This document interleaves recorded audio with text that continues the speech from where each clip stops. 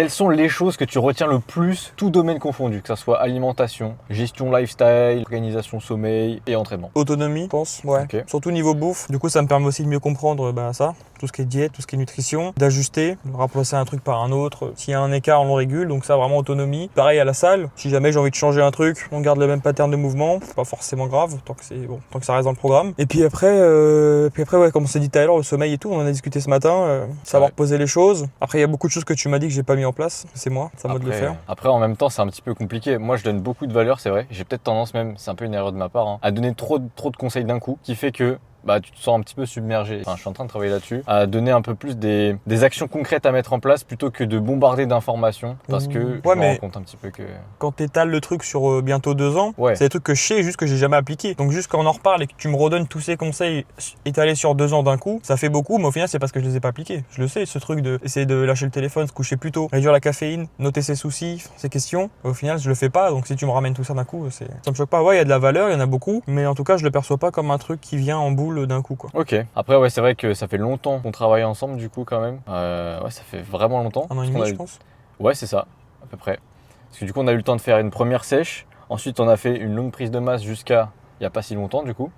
Fin avril, début mai. Fin avril, début mai, c'est ça. Donc là, ça fait en 5 semaines et demie, moins 7 kilos, 79,1 ce matin pour un départ à 86, soit quelque chose, 2, 3, 4. 5 semaines et demie, pas de difficulté pour l'instant, pas de faim, non, on est bien, donc on peut encore baisser. On a de la marge, c'est qui est bon. On avait prévu au moins 12 semaines, tu m'avais prévu au moins 12. Ok. On est à peine à la moitié et... Ça avance très vite, c'est vrai. Ça avance vite et bien. C'est ce que je dis toujours, au début ça va vite, mais là c'est vrai que ça va vite et longtemps vite, qui est cool. Enfin, on a un bon rythme en tout cas au niveau de la perte, donc c'est vraiment bien. Donc au final, les 12 semaines vont peut-être être raccourcies, donc on va voir un petit peu la suite justement. Au moins 77, on verra. Voilà. Pourquoi pas moins. Encore 2 kilos, mais franchement ça va aller vite. Quand on part relativement haut en masse grasse, tu peux aller un peu plus vite. Je pense que ça regroupe un peu les connaissances, parce que j'avais pas mal de trucs en tête, je savais des choses que j'appliquais pas forcément toujours bien, entièrement, donc je pense que là ça fait vraiment quelque chose qui va regrouper les connaissances, qui va aussi te déléguer cette partie charge mentale, comme tu dis. Là tu m'as dit les choses, maintenant je sais. Je sais qu'il faut faire ci, il faut faire ça, c'est bon. Donc ça te permet d'enlever une charge mentale, d'enlever des choses à prévoir.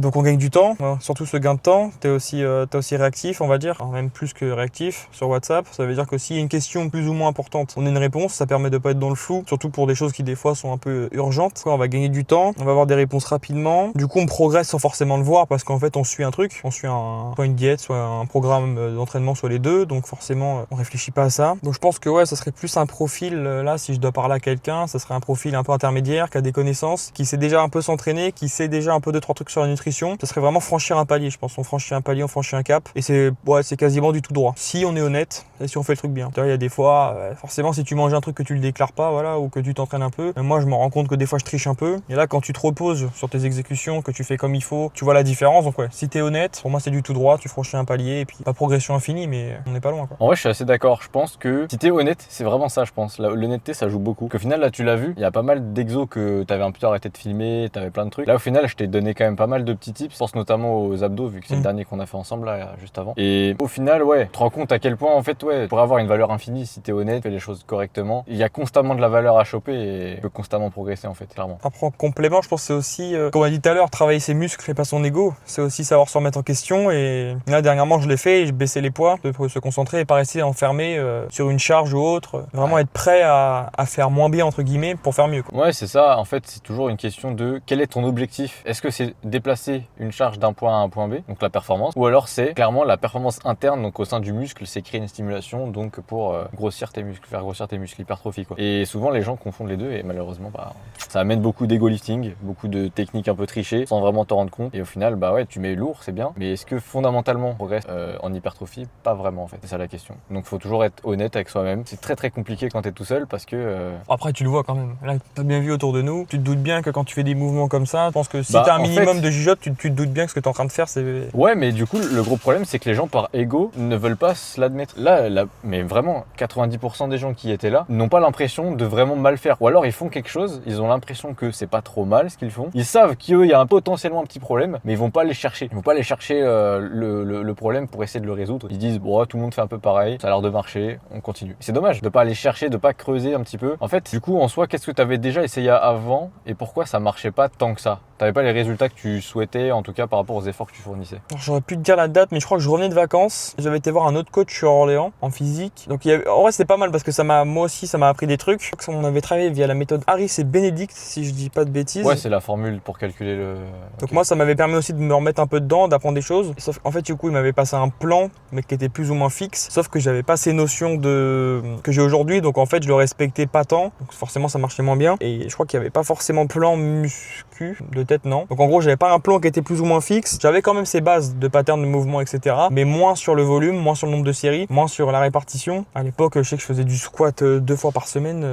Donc en fait, le gars m'avait envoyé son doc et puis basta quoi. Ah ouais, ok. Et c'était. C'est pas du suivi en fait. Bah, je crois que j'avais dû prendre un truc assez basique, ça devait être une centaine d'euros. Et c'était un peu comme un one shot. Je l'avais vu comme un one shot et au final, après, je me suis rendu compte que j'avais appris vite fait des trucs. Mais ouais, c'était. T'as pas eu l'impression d'en avoir pour ton argent quoi. Pas tant que ça. Moi, ni tant pour l'argent, ni pour la qualité, parce qu'en soi, ouais, comme tu dis, il n'y a pas de suivi. Donc ça veut dire que ce truc-là, il aurait pu le balancer à plein de gens. Et comme tu dis, il y a plein de trucs qui rentrent en compte. Les exécutions, la personne, le sommeil, machin truc et tout. Donc tu me balances un plan à moi et au mec en face, bah oui, forcément. Ouais, c'est pour ça. Et puis même, enfin, j'ai déjà fait une petite story, je crois, à ce sujet, mais je ferai jamais de vente de programme à l'unité. Parce que je trouve ça complètement stupide en fait. Enfin, ça va pas t'aider concrètement d'avoir un plan structuré.